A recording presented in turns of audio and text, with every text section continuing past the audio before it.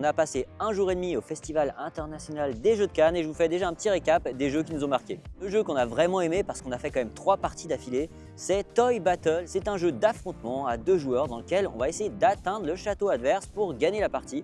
Pour ça, on va poser des petites unités sur le plateau qui ont des petits effets. C'est hyper rapide, hyper malin, c'est super addictif. Il y a en plus 8 plateaux différents, ce qui apporte une super rejouabilité. Ça, on a vraiment adoré.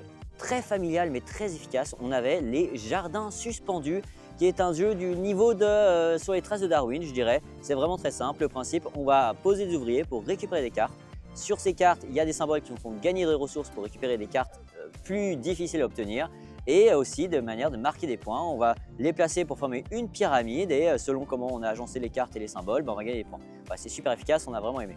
On a joué aussi au Gwent, dans le Gwent on joue finalement au Gwent qui est le jeu de The Witcher 3 qui était dans le jeu vidéo. C'est exactement le même jeu, un petit jeu de deck building très rapide, avec beaucoup de hasard mais c'est très fun, surtout de jouer à ce jeu en physique, voilà, ça marche vraiment bien. On vous a présenté les châteaux de sable de Bourgogne qui est la version enfant du célèbre jeu Les Châteaux de Bourgogne et qui est hyper efficace, surtout qu'il y a vraiment une phase très simple et une phase plus avancée où on va avoir un petit peu plus de stratégie et d'asymétrie qui va se créer dans le jeu.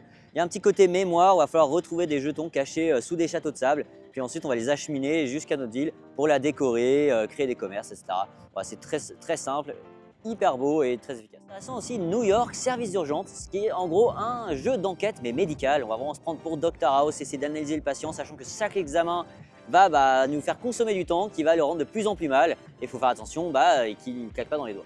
Assez original, c'était Opération Zèbre. Ici on va tous recevoir une carte, c'est coopératif, et on va barrer des parties de la carte qui nous font dépenser trop de points parce qu'on a une limite de points pour toute la partie. On barre toutes les phrases qu'on ne veut pas utiliser, puis ensuite on va lire l'intégralité du texte avec des trous du coup et les autres vont devoir deviner.